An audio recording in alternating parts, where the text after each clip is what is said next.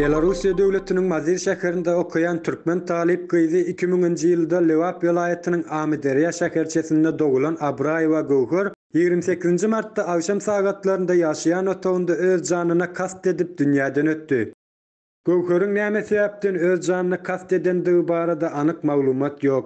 Gowhar bilen ýakyndan gatnaşan gyzlaryň habar bermegine görä, janyna kast etmeginiň 3 gününden gije sagatlarynda ýeki özüniň aglap oturanyny görendiklerini we şol ýerde Gowharyň ölüsüm gelenok ýaşasym gelýär diýip aglap aýdan sözlerini eşdendiklerini, şeýlekem maşgalamy görmek isleýän öýe gidesim gelýär diýip aýdandygyny we özüniň hem ulanýan Instagram sahypasynda şular ýaly duýguly videolar paýlaşandygyny görse bolýar.